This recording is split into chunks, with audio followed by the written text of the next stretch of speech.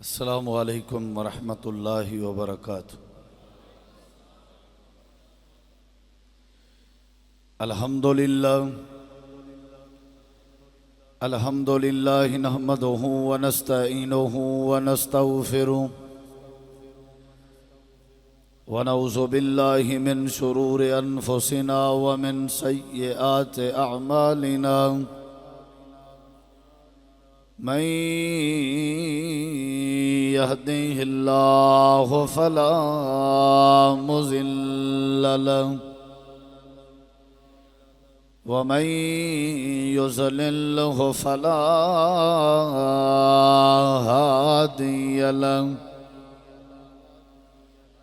أشهد أن لا إله إلا الله وحده لا شريك له، وأشهد أن محمدًا عبده ورسوله،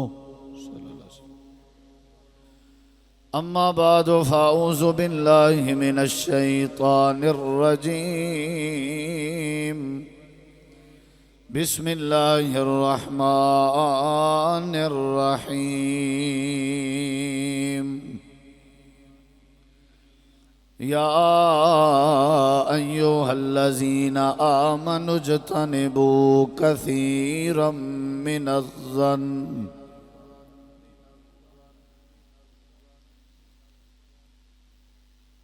اللهم صل على محمد وعلى آل محمد كما صليت على إبراهيم وعلى آل إبراهيم إنك حميد مجيد، اللهم بارك على محمد وعلى آل محمد كما باركت على إبراهيم وعلى آل إبراهيم إنك حميد مجيد۔ مختصر حمد و صلات کے بعد ذی وقار علماء کرام و معزز سامعین کرام، بزرگوں، دوستوں، بھائیوں، ساتھیوں،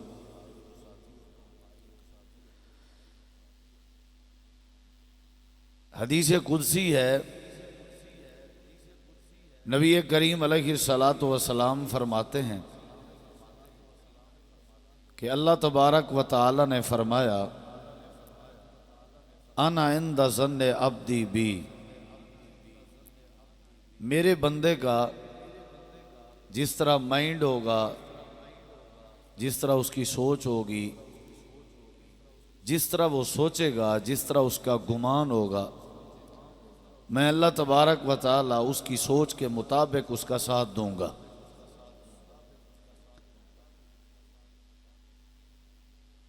اللہ تعالی نے یہ عقل، یہ سوچ ہر بندے کو عطا کی ہے، اور ہر بندے کی عقل میں اور ہر بندے کی سوچ میں دو قسم کی سوچیں ہوتی ہیں، ایک مثبت سوچ ہوتی ہے اور ایک منفی سوچ ہوتی ہے۔ معاشرے کی جو خرابی ہے وہ منفی سوچ کا نتیجہ ہے، اور جو پرامن معاشرے کی نشانی ہے وہ اچھی اور مثبت سوچ کا نتیجہ ہے۔ معاشرہ جو ہے وہ چند لوگوں کے اکٹھے رہنے کا نام ہے، 20 لوگ، 50 لوگ، 500 لوگ، 1000 اور 10,000 لوگ جہاں رہتے ہوں، اس رہنے کی جگہ کو معاشرہ کہا جاتا ہے، اور اس معاشرے میں رہنے والے لوگوں کا جس طرح گمان ہوگا، جس طرح ان کی سوچ ہوگی، اسی طرح کا معاشرہ ہوگا۔ نظریہ، مائنڈ، گمان، سوچ اگر مثبت ہے تو معاشرے میں پہلو مثبت نظر آئیں گے۔ اسی وجہ سے نبی کریم علیہ السلام نے فرمایا کہ اللہ تبارک و تعالی فرماتا ہے کہ میں بندے کے گمان کے ساتھ ساتھ چلتا ہوں، تو جب گمان اچھا ہوگا تو معاملات بھی اچھے ہوں گے۔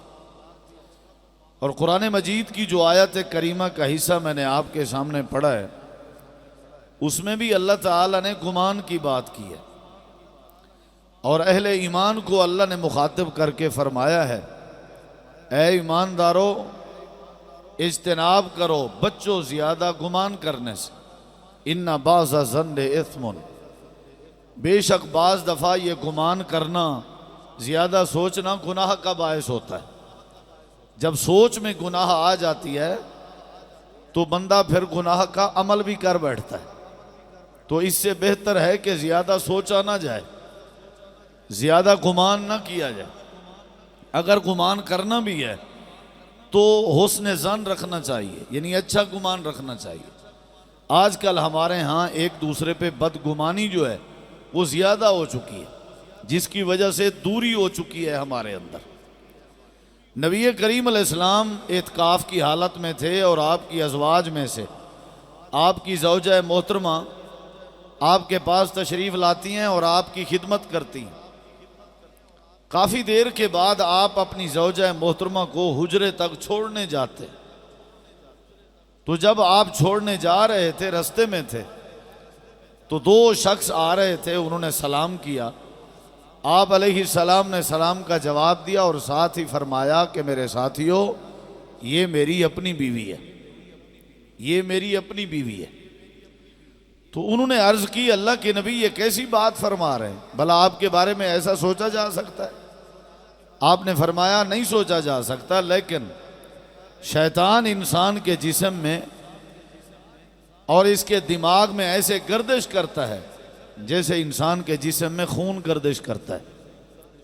تو شیطان بندے کے گمان میں خرابی پیدا کر سکتا ہے، تو اس لیے میں نے احتیاطاً یہ بات کہہ دی تاکہ شیطان کو بدگمانی پیدا کرنے میں موقع نہ ملے۔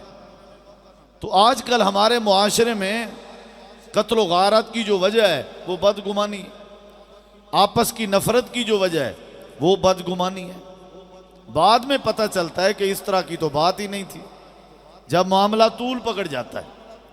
تو اگر ہم اپنا گمان ٹھیک کر لیں، سوچ ٹھیک کر لیں، تو حالات ہمارے ٹھیک ہو جائیں گے۔ اور یہ جو دماغ ہے، عقل ہے، یہ اللہ تبارک و تعالی نے انسان کے جسم میں سب سے اوپر والی جگہ پہ رکھا ہے، کیونکہ اسی سے فیصلے صادر ہوتے ہیں۔ یہ پھر جو فیصلہ کر دے، پھر انسان کے جسم کے جو اعضاء ہیں وہ حرکت میں آتے ہیں۔ دماغ کا فیصلہ صحیح ہوگا، اعضاء کی حرکت صحیح ہوگی۔ جیسے سوچ اچھی ہوگی، ہاتھوں کی حرکت بھی اچھی ہوگی۔ گمان اچھا کرنا چاہیے۔ ہمارے اندر بدگمانی بڑی ہے، ایک دوسرے پر شک شبہات ہوتے ہیں۔ 90% ہمارے 99% جو مسائل ہیں وہ بدگمانی کی بنیاد پہ۔ اور یہ بھی یاد رکھیے، ہمارا اعتکاف، لیلۃ القدر میں جاگنا، رات کی عبادات، تلاوت قرآن، روزے کا اہتمام، صدقہ و خیرات کرنا، یہ ساری عبادات، حج و عمرہ، یہ اس وقت ہمارے لیے فائدہ مند ثابت ہوں گی جب ہمارا گمان ٹھیک ہوگا، جب ہمارا دماغ ٹھیک ہوگا، جب ہماری سوچ ٹھیک ہوگی۔ سوچ اگر ٹھیک ہے تو سارے معاملات ٹھیک ہے۔ یہ عقل بہت بڑی نعمت ہے اور اس کو مثبت انداز میں سوچنا چاہیے۔ میں آپ کے سامنے چند مثالیں پیش کرتا ہوں، پھر اجازت چاہتا ہوں، لیکن آپ نے غور سے سننی ہے کہ اگر گمان اچھا ہو تو اس کا اثر کیا ہوتا ہے، اس کا نتیجہ کیا ہوتا ہے۔ آپ نے غور سے سننی ہے بات کہ اگر کسی کا اچھا گمان ہو تو اس کا نتیجہ کیا ہوتا ہے۔ پہلی دلیل کے دور پہ ایک بات، حضرت سیدنا ابراہیم علیہ السلام کو جب اللہ نے حکم دیا تھا کہ آپ اپنی بیوی حضرت سیدہ ہاجرہ اور آپ اپنے بیٹے حضرت سیدنا اسماعیل کو اپنے ساتھ لے کے ایک ایسی جگہ پہ چلے جائیں جہاں ہمارے گھر بیت اللہ کے آثار موجود ہیں، نشانات موجود ہیں، گویا کہ حضرت ابراہیم علیہ السلام چل پڑے۔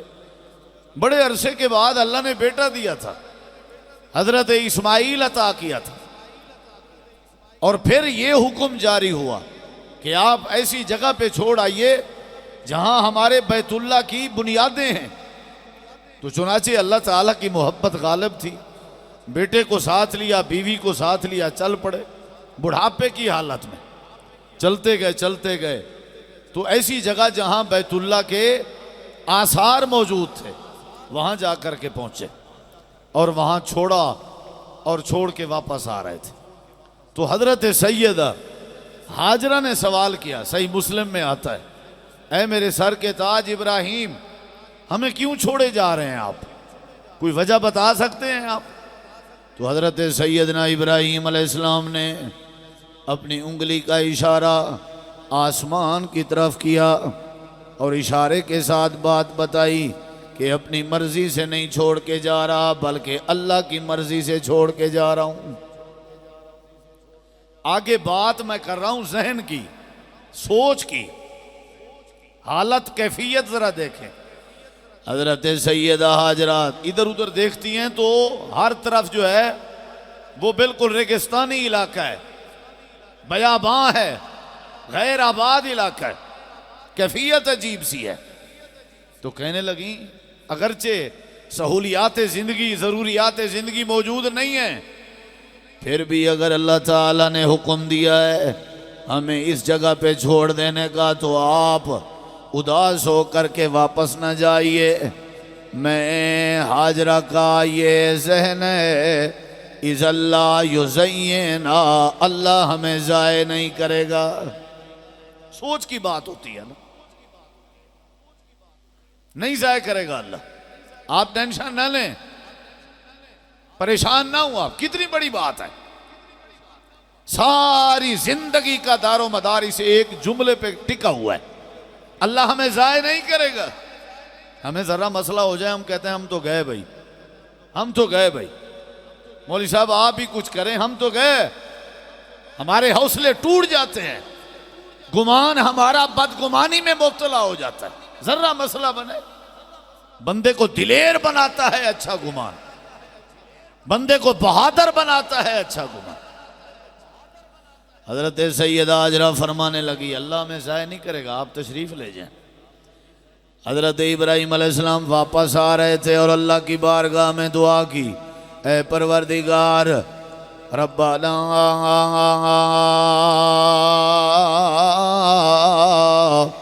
اے میرے پروردگار، میں نے اپنے بچوں کو چھوڑا ہے اس جگہ پہ جہاں تیرے بیت اللہ کے نشانات تھے، عند بیتک المحرم۔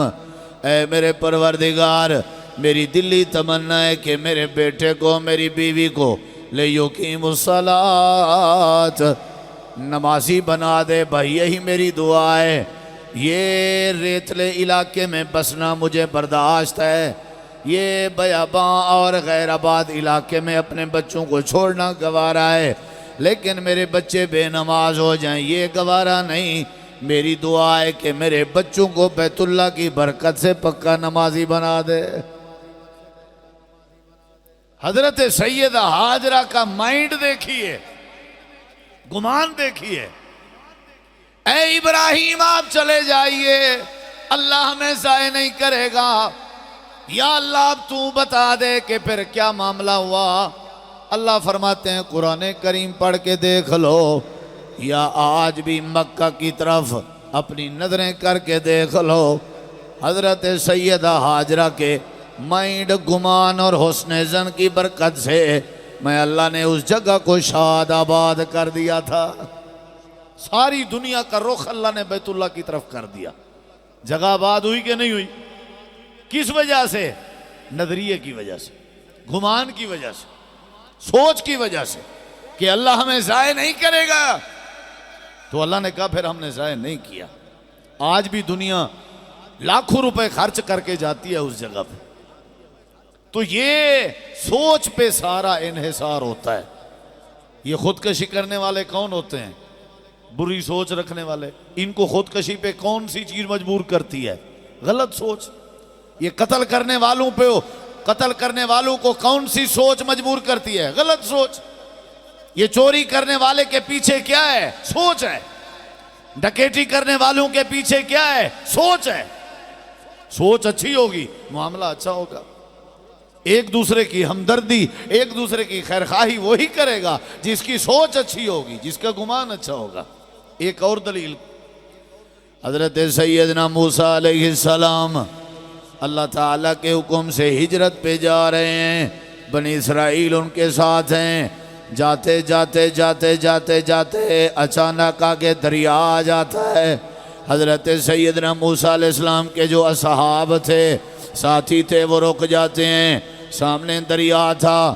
اب سارے کہنے لگے اے موسیٰ ہمیں تو نے مروا دیا، آگے دریا ہے، پیچھے فرعون کا لشکر آ رہا ہے، اگر ہم پیچھے جاتے ہیں تو فرعون ہمیں تباہ کر دے گا، آگے جاتے ہیں دریا ہمیں ڈبو دے گا، ہم تو پکے مر گئے۔ اللہ نے ان کا یہ تبصرہ، اللہ نے ان کا یہ گمان قرآن میں بیان کیا ہے۔ قالا صحاب موسیٰ انا لمدرکون، حضرت موسیٰ کلیم کے ساتھی کہنے لگے ہم تو رول گئے، ہم تو مر گئے، ہم تو برباد ہو گئے۔ حضرت موسیٰ علیہ السلام اللہ سے کلام کرنے والے تھے، گزارش کی یا اللہ اب کیا ہوگا؟ اللہ نے کہا کیا ہوگا؟ تو کیا چاہتا ہے؟ تو میرا نبی، تیری کیا تمنا ہے؟ یا اللہ میرا دل کرتا ہے کوئی مدد کر دے ہماری۔ اللہ نے کہا اس سچویشن میں میں مدد نہیں کرتا، انا عند ظن عبدی بھی، میں بندے کے گمان کے ساتھ چلتا ہوں۔ گمان ہی صحیح نہیں کیا ہوا انہوں نے، جب میری مدد کے حوالے سے ان کا گمان ہی نہیں ہے، گمان یہ ہے ہم تو گئے۔ اب جب گمان ہی ان کا یہ ہے کہ ہم تو گئے، اس حالت میں کیسے مدد آئے گی؟ میں تو گیا بھائی۔ جس طرح کا گمان ہوگا، جس طرح کی سوچ ہوگی، ویسا بندے کے ساتھ معاملہ ہوگا۔ پہلے ان کا گمان ٹھیک کرو، مائنڈ سیٹ کرو ان کا۔ حضرت موسیٰ علیہ السلام ایک پتھر پہ چڑھ گئے، سارے سامنے تھے تو سب کو ایک خطاب کیا، وہ خطاب بھی قرآن میں موجود ہے۔ حضرت موسیٰ علیہ السلام فرمانے لگے قال کلا، فرمانے لگے نہیں ایسا نہیں ہو سکتا جیسا تم سوچ رہے ہو، دریا بھی ہمیں تکلیف نہیں دے سکتا، فرعون بھی ہمیں تکلیف نہیں دے سکتا۔ کہنے لگے کیسے نہیں دے سکتا؟ ہم تھوڑے ہیں، فرعون کا لشکر زیادہ ہے، اگر فرعون کے لشکر سے بچ گئے تو دریا نہیں بچائے گا۔ حضرت موسیٰ علیہ السلام کہنے لگے دریا سے بھی بڑی طاقت ہمارے ساتھ ہے، فرعون سے بھی بڑی طاقت ہمارے ساتھ ہے۔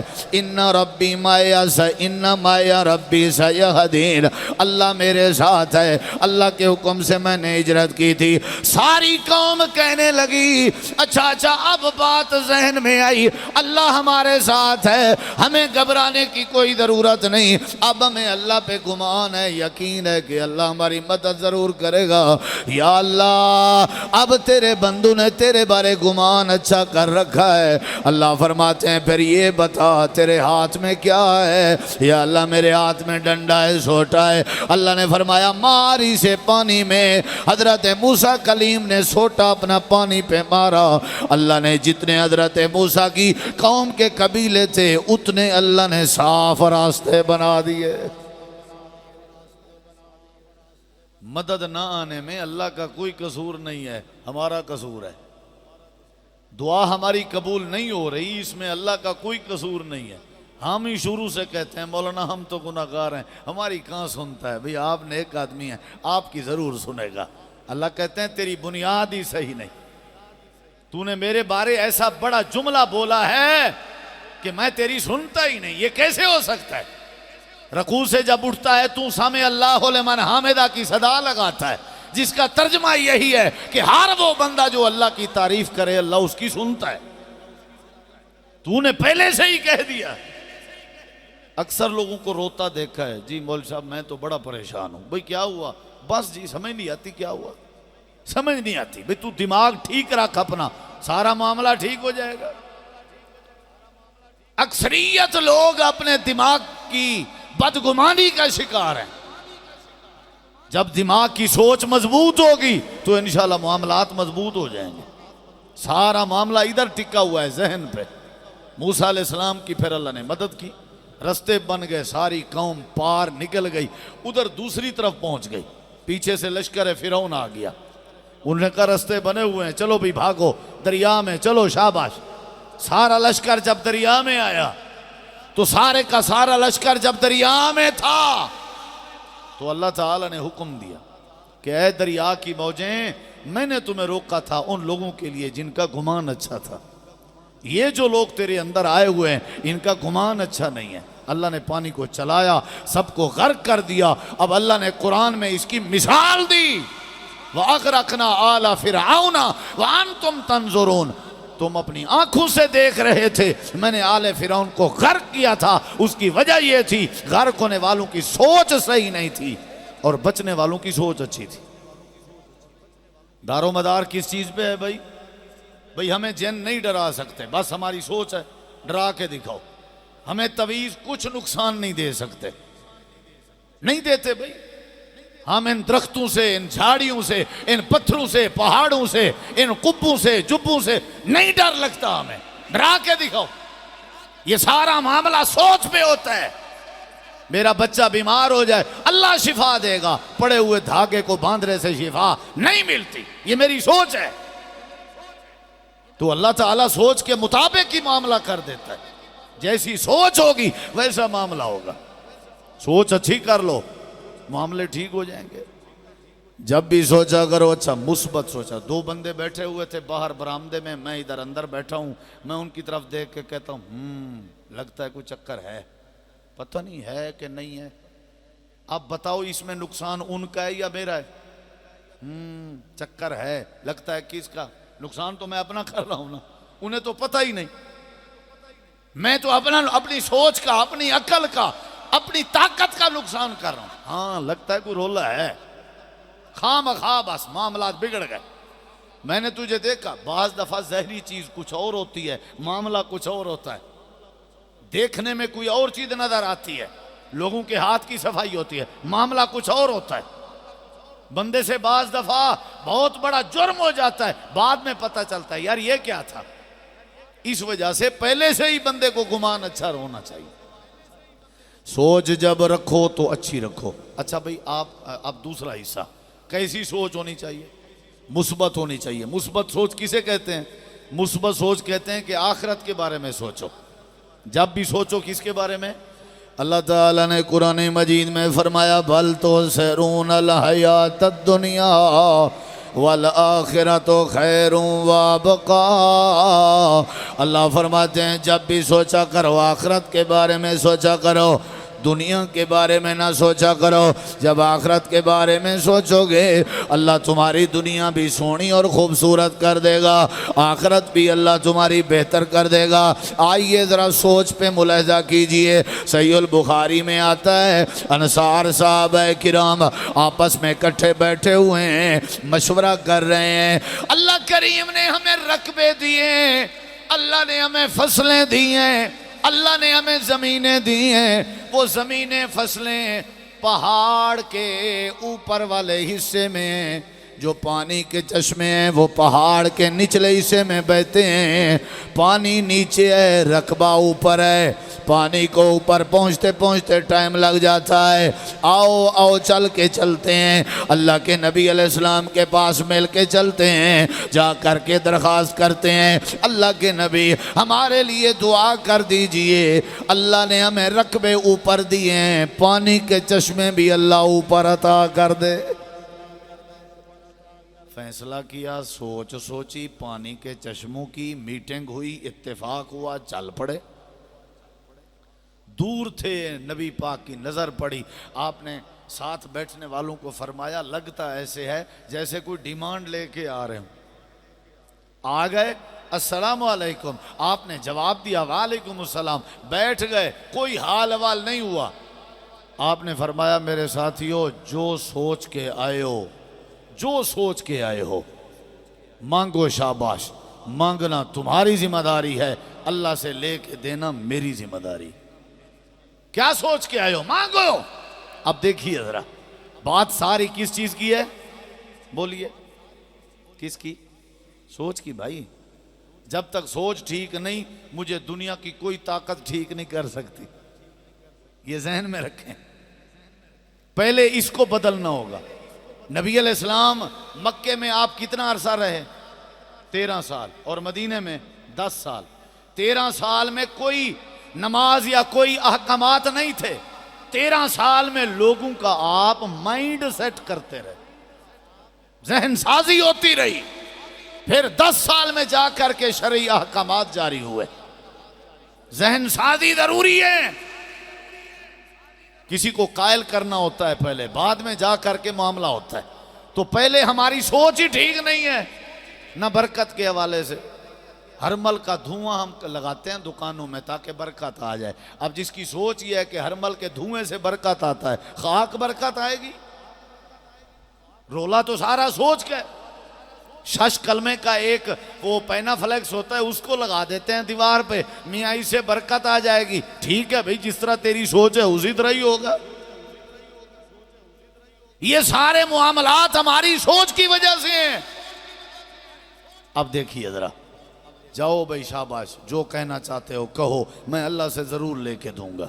اب صحابہ سوچ میں پڑ گئے. دیکھیے میری طرف ذرا، ایک دوسرے کو دیکھنے لگے.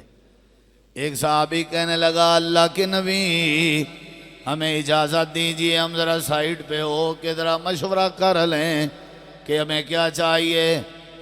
آپ نے فرمایا، آپ لوگوں کا اکٹھے آنا اس بات کی دلیل تھا کہ آپ نے کوئی چیز مانگنی تھی، تو پھر دوبارہ کیوں سوال کر رہے ہو؟ کہنے لگے، اللہ کے نبی بس اجازت دیجئے. آپ نے فرمایا، جاؤ تمہیں اجازت ہے، آپس میں صلاح کرو، لیکن میں اپنی بات پہ ویسے قائم ہوں. جو بھی آ کر کے بات کرو گے میری ذمہ داری ہے، اللہ تمہیں ضرور عطا کر دے گا. سائیڈ پہ ہو گئے اور ایک دوسرے کو کہنے لگے. کچھ لوگ تھے کہنے لگے، بھائی کیا ضرورت تھی دوبارہ ٹائم لینے کی؟